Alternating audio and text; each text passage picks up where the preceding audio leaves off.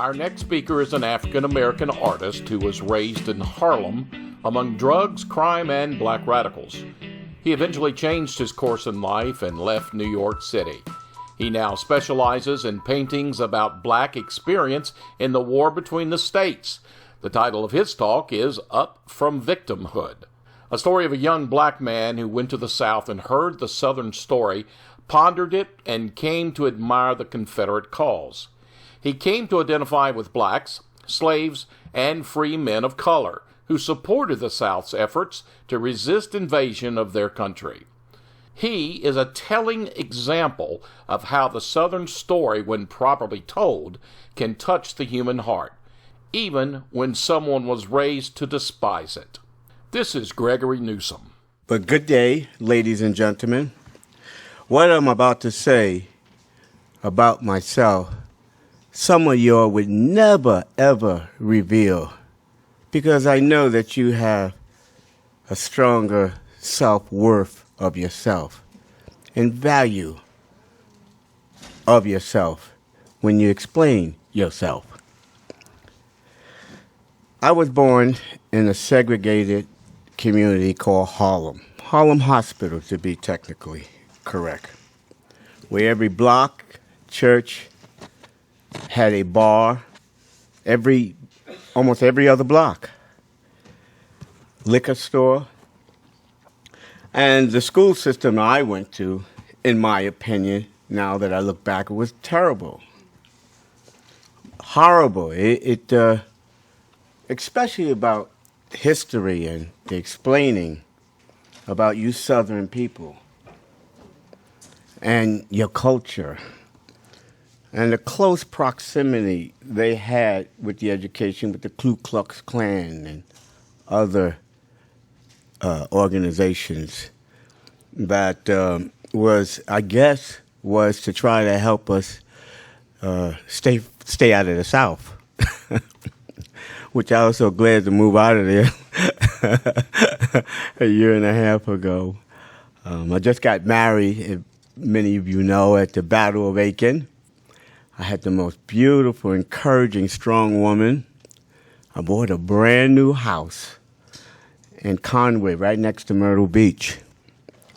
My wife asked me why I bought a brand new house across the street from a cotton field. I had to reply in some way to encourage her. I said, "Baby, I'll never be out of work."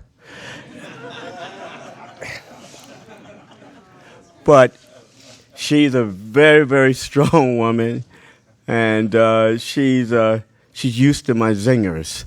But anyway, back to the type of education and the influence it had on me.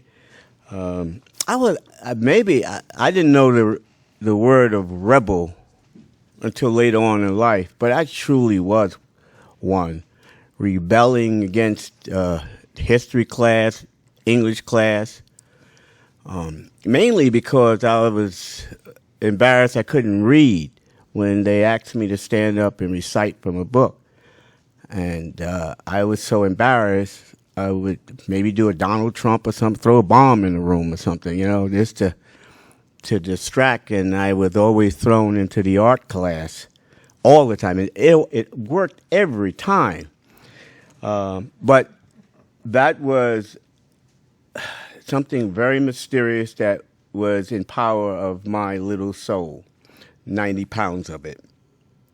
Well, let's get back to the punishments that I received. I was locked up in my room constantly for all types of infractions. I was raised without a father and my mother and two sisters, so I was raised by three women. And I was always left to my own imaginative existence, imagining things and inventing characters in the dark and all types of escape. But there it was, art. I don't know what possessed me to see that word, to see those three words, those three letters, and associated with the other three letters as their cousins, God. But art was there for me. And there was 4 walls in my room where I was locked up at. Wow, can you imagine? 4 white walls all around me. I didn't know nothing about Michelangelo and the 16th Chapel and all that other stuff. But there it was. I remember sneaking out of my punishment dome and going underneath the sink and finding house paint, dragging it back to my room. Then spotted my sister's doll babies. Oh, there's paintbrushes. And I shaved their heads and made the paintbrushes. Another punishment. Oh, what a horrible little boy I was. But I had to survive in my own way. I don't know what made me see the walls as an opportunity with that house paint. But I do remember the punishments doubling after I painted them all. I mean, all types of images, imaginative. When my mother came into the room, you took horror in her face. Oh, my God. She threw her back up against the wall, looked at me. I headed for the door and ran away. Stayed up, slept on a rooftop for 2 days. But anyway, I survived that. I think with the help of other organizations like the Big Sisters Society, the Big Brothers Society, these organizations had to come to my rescue because I tried to poison my family with CN. Before they get me, I'm going to get them. It was they was told that was an act of help for me to get some type of help and guidance. So with that said, I use my imaginative ways to create a life and understand that my imagination is key to my survival. Now, let's get back to victim mentality. Where does that feeling come to? Does it? I'm sure other deprived kids get it. I don't know how it's defined, but it was something when I look back on. It's a very, very deep hole. It's extremely deep hole, and many parents can't even recognize that their children are in it. But art was my great escape. It was a way to get away from my parents. I started winning awards, and I won a couple shows where I got a scholarship from Norman Rockwell. I didn't know who he was at that time, the famous artist school in Westport, Connecticut. And I won a scholarship to the Brooklyn Museum, and then other institutes. And I really started feeling quite good about myself as I went to class with other kids having notebooks, pads, and pencils in their bags. I had paintbrushes and paint in mine. So still, that got me still thrown into the art class. But I was prepared. I had my own paints. I already have a program. All right. But this is one of my earlier pieces, acrylic piece of work. And I think it expresses how I felt as far as trying to find a compass, a sense of direction. And I did a few paintings like that, trying to find my most deepest feelings to express myself. My community, never gave me any recognition of of any accomplishment. The only thing I heard, you're going to starve to death, man. Oh, don't you know artists starve to death? You got to be crazy, man. What are you going to do? Only way you make it is to cut off an ear. So, but, these type of things just rolled over me because I was still excited with the... and fantasy, of course. In my bedroom, I'm alone. Fantasy was really, wow, that was great. That was escape.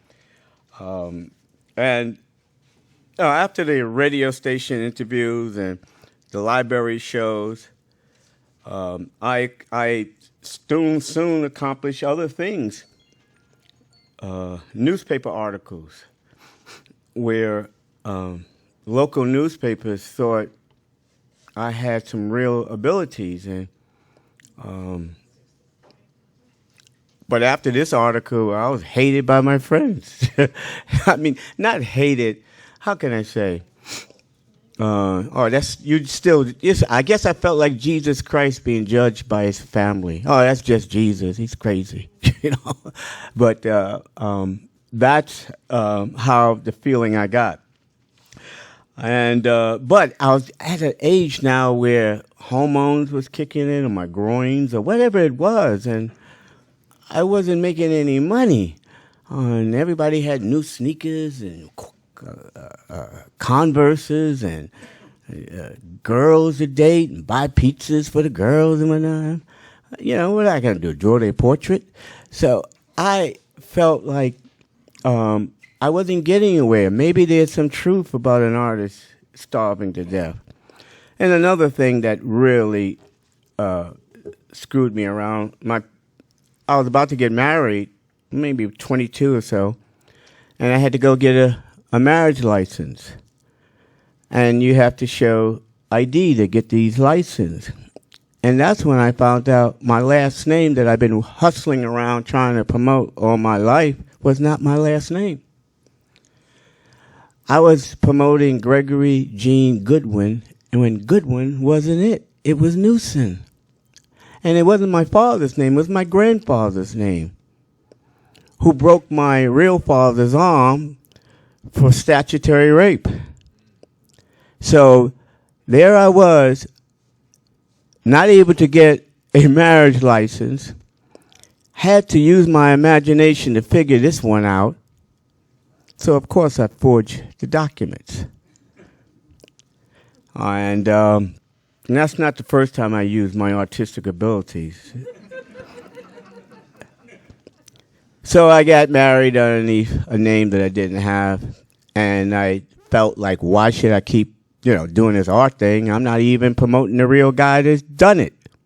So I gave it, and besides, everybody said, get a job. So I decided to get a job.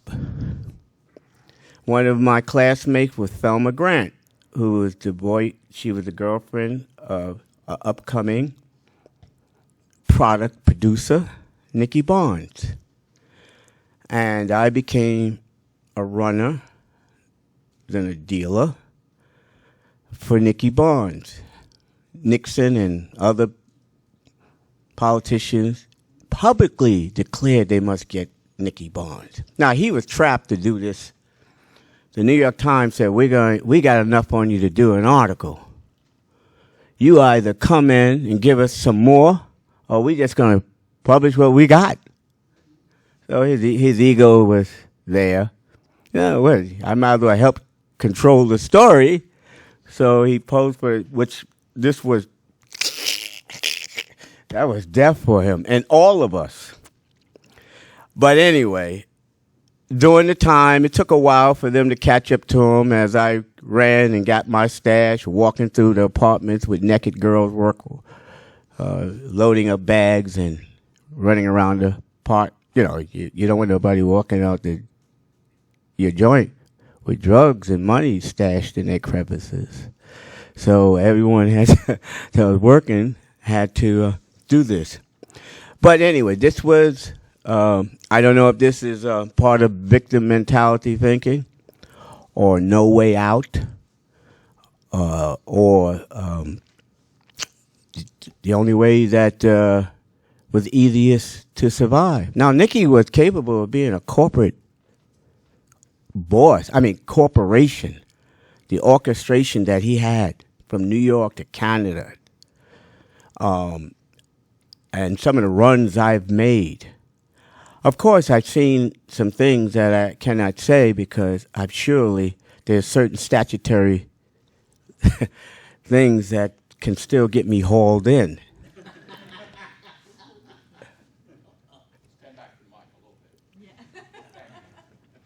But, I'll keep it safe because, I got a new wife and she deserves to be protected, especially from my fat mouth. But anyway, so with that said, the art career was gone as far as at that point is concerned. I did find that job, and with the help of Thelma Grant, if you Google it, you'll find a lot more. And I was used to street violence all around me, but then I started using a product. There's a saying in the street, you never use your own supply. And I did. It was an escape mechanism, helped me drop the pain of walking away from something I think God gave me to do. And I learned so quickly after the roundup. And me blotting out the pain of all of that I've seen in this world. But never realizing what I was doing was also help supporting our government illegal wars all over the world. So I guess I was part of the system of international affairs.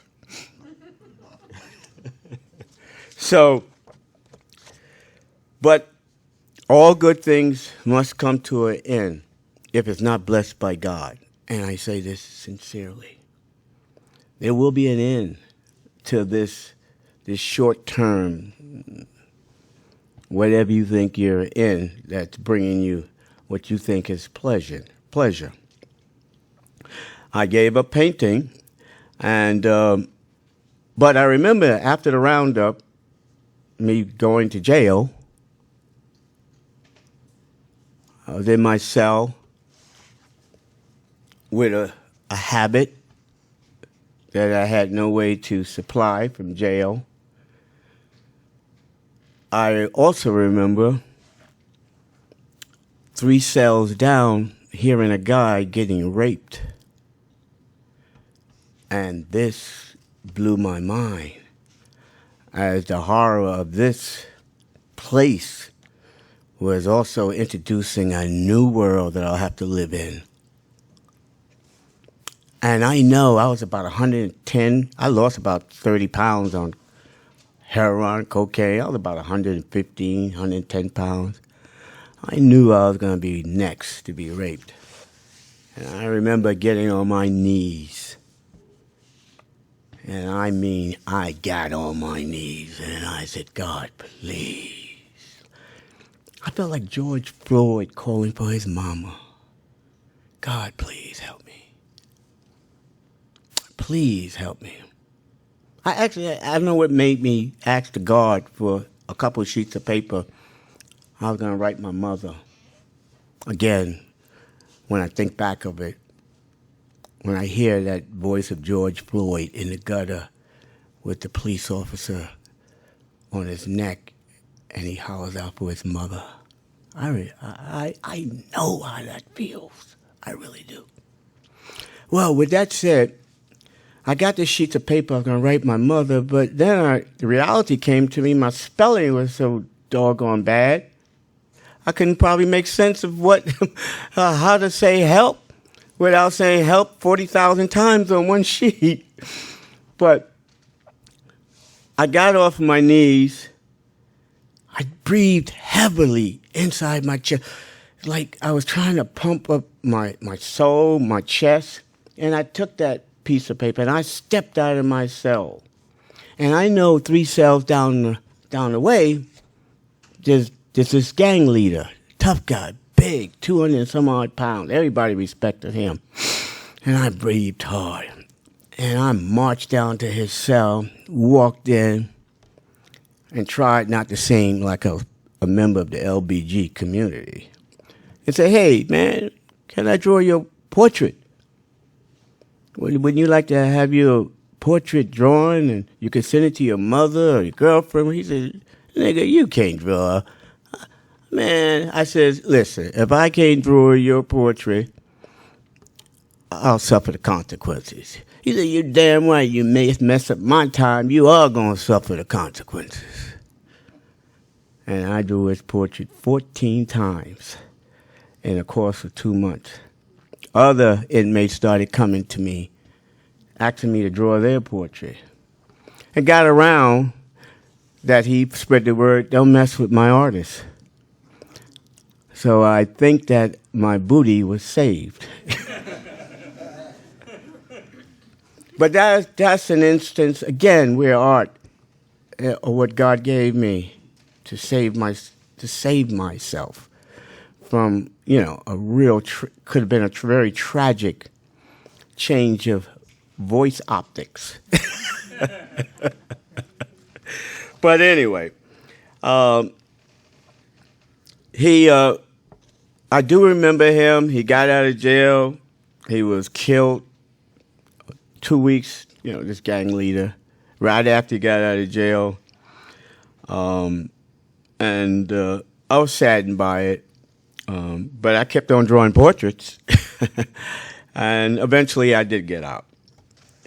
And when I got out, this is my rap sheet.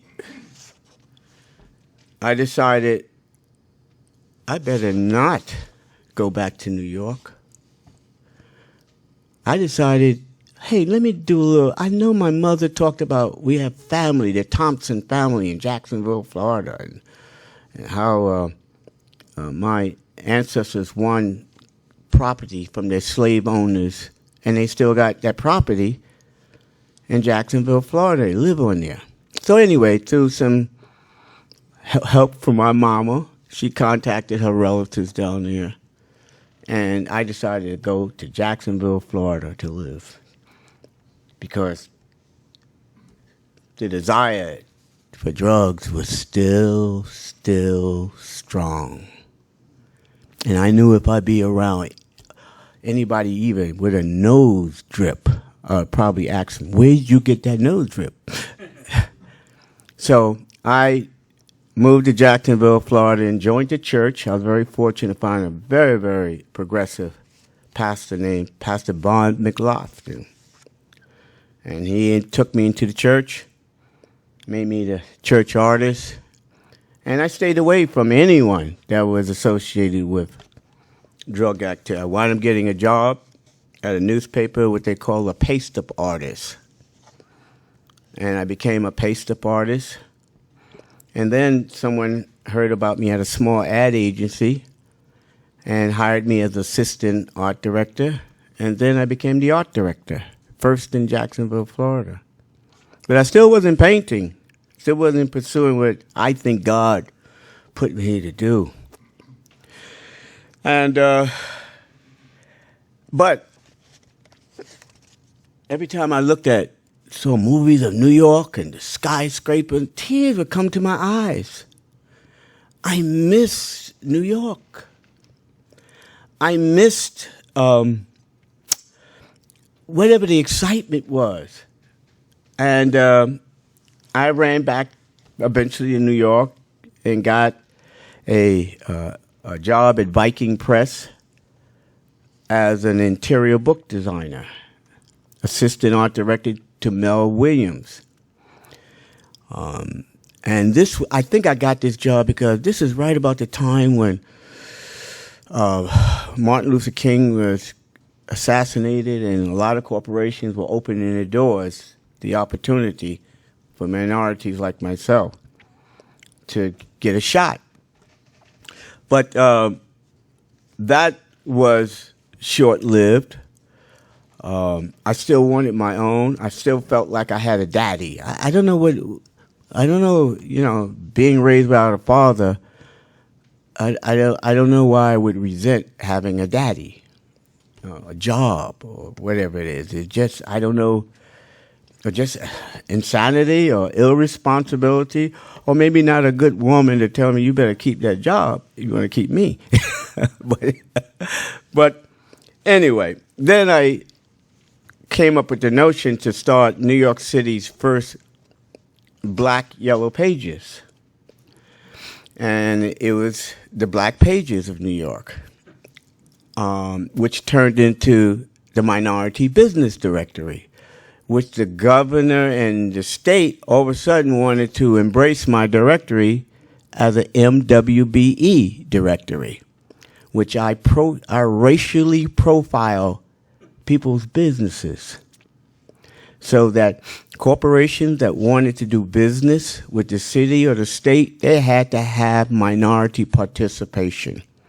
And they would use my directory to so-called say that they're going to use my directory. They place ads in it, of course, because it took money for me to distribute and staff and the whole other things. But that got tiresome as the internet got more stronger and people were able to search and do other things online. And I was fraggling on getting out of that. And I decided to go on a vacation. And I wasn't still painting.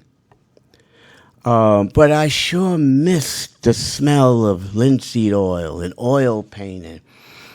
It just the whole atmosphere of being in life class and studying techniques and textures and all that other stuff. I missed that.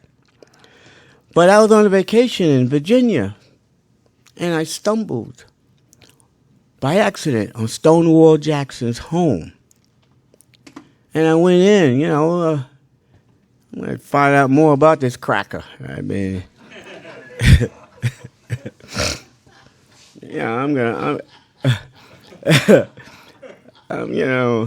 oh, I forgot to tell you my association with the Black Panther Party. I mean, I was barred with them before I got into because they wouldn't allow you to use drugs in their association. So I had to give up it was a breeze right through. Black Panther Party, new cars, sneakers, girls. So I went for the bling bling. But anyway, I stumbled on Stonewall Jackson's home, and I noticed all the Confederate flags were missing. And then I started asking questions, and the curator, whatever it's called, told me about his black Confederate soldier. And I stepped back and said, what? What do you mean black Confederate soldiers? And then I lowered my tones because, I figured I can get more by being more civilized and just listen. But the minute I got out of there, I went and bought a book and started reading about him, and one book led to another and another. And I got angry that I feel that something was told to me half the truth in school. It seemed like, and of course I was living in Jacksonville, Florida, with my relatives that had land that their slave owners left to them. So anyway, and then I started reading Nathan Bedford Forrest, and then I decided to go back to painting, to weaponize, to take my passions to, again, those white walls all around me. I decided I was going to paint the story that I learned, because one thing I didn't know, a good artist should provoke thought, or at least piss you off. And I was able to do both. So that was, and of course, and my sisters and my relatives who were no part of me coming up the way Leave It to Beaver came up, was appalled that I would embrace the Confederacy, and I embraced it stronger. Yeah, take this. Yeah. But the whole, that's saying the truth will set you free. as I started now getting into Civil War reenactments and going to historical events, it's unbelievable, the friendship, the love, the concern, coming, telling me history about the slave that I didn't know that. Yeah, at one point I had to act like I didn't know it. Yo.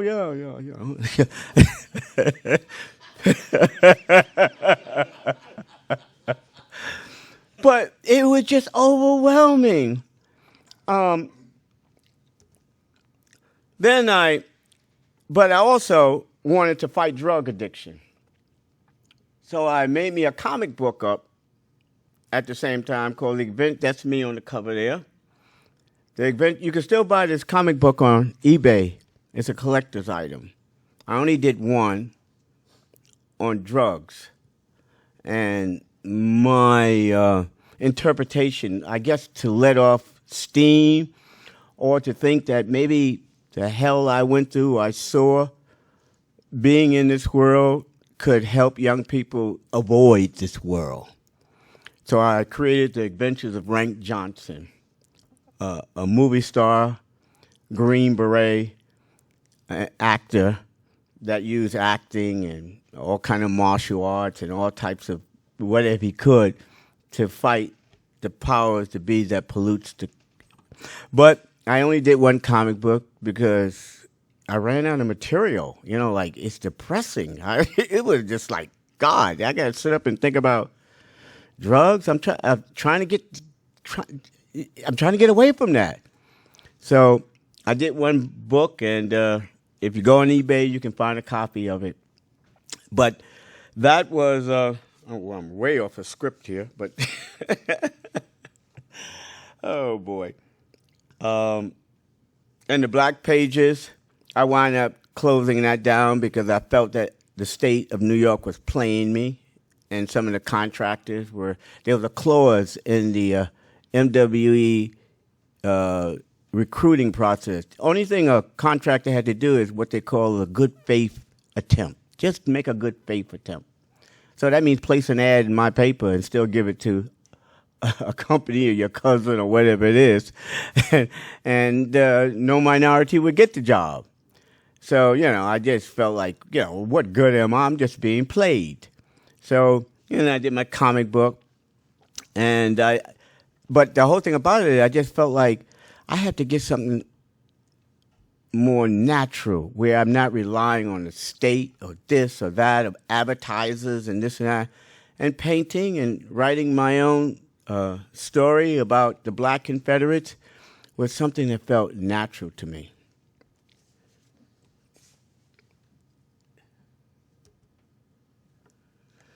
Now, something was missing from my life. This is my home in Newburgh, New York, after I launched my first book, Uncle T and the Uppity Spy. I was so proud of this. I put the Confederate flag on my building. Man, you talk about frowns and cat calls and Uncle Tom. No, Uncle Gregory. But my neighbor, who now is my wife, she told me a bit strange too. And this, but they see me packing up my van, going south, going, back and forth, and I'm so glad that I built a relationship with her. I took her to some Broadway plays and whatnot to try to show my refinedness and whatnot.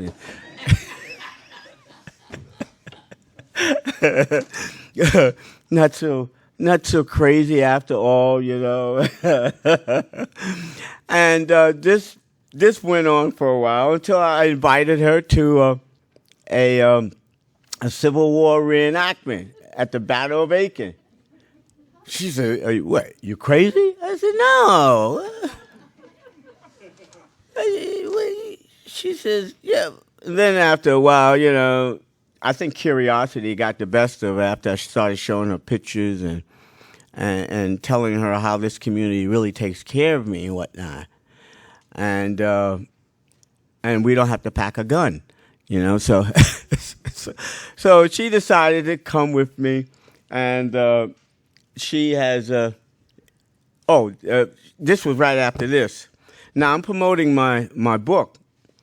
She hears about this. I take a Confederate flag and go to 42nd Street and Fifth Avenue.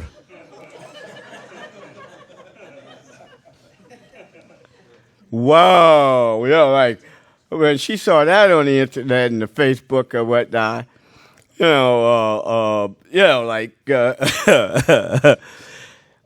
she said, "Well, you trying to get killed?" I said, "Listen, baby, listen. I've seen murder. I've been in I am nothing. Confrontation is nothing new to me." But what was so beautiful about it and what impressed her, I announced on my Facebook page I was going to do this. And 5 upstate Facebook friends that are Confederate, you know, they have upstate, they came down to watch my back. I mean, that made me, they came over Rochester, but they came down to make sure that, you know, nothing, even though I had a sword underneath the table, just in case I wanted to have some sushi, you know what I mean? And I was so impressed with that. But still, I still got, let me just see if I get the hecklers. To free slaves. That's who the U.S. 33rd Teletroop is, which he will not tell you about. He's basically saying that Black Americans are either lazy or they're like super conservative and they like support Trump or something. But that's a lie. What we're saying is that there are like intelligent Black people. It's all about, they don't even read. This is what I'm about. I'm about historical vandalism. That's all I'm about. That's what your question was. They want to make it personal. They want to go down on my dime and do some yelling. Enjoy your trip. Your dime? I fought for this country for 26 years. Isn't freedom of speech beautiful, people? Well, that was just one group. They had another group. and the good white folks that had the sentiment that I had, you know, stayed by the poles, behind the blocks, and waited for the crowd to go, and then they came and bought books for me. So, you know, maybe I should have hired these people to be my PR team. But anyway, so after that, you know, she scratched her head in a while and said, is there going to be protests at these Civil War riots? I said, no, baby, no, these are very civilized people and this and that and that and this. So she decided to go, and this is my wife, Lisa. And what was so great was I told the organizers that I was going to propose to my future wife at this event. And they all clustered together and made a plan, and I told them my plan. And she was left out of it. Everybody was in on it. So that night at a dance, they have this where you dance, you pick a partner, like the lady was sitting in the middle and there's 2 soldiers on each side, and she's going to choose which one she's going to have a dance with. And she was sitting in the middle. So when she sat down, I jumped up and screamed at the top of my voice, "Wait a goddamn cotton minute."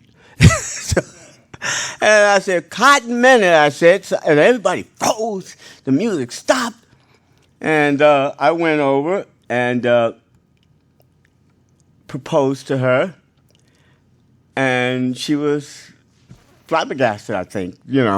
She was just a little shocked, and she accepted. And it was just a magnificent night. And I have to include this in this presentation because I'm on the road a lot, and I always want my wife to know how much I adore her, how much she's the cornerstone of my strength, and that she's always on my mind. Now, a year later, we were married at this same event. A military wedding. It was some spectacular ball that night. She cried half the night. It was just, like it was really the Confederate community really, they just pulled out all the stops. And I just really have to say thank you so much to the reenactment community, Southern hospitality, and I'm so glad to live in the South. Now, I have an issue with the government from my Black Pages experience working with minority groups and seeing how I hope that term limits becomes a fighting word, a rallying cry. This is something that they need to be shaken up and realize that they serve us, not themselves.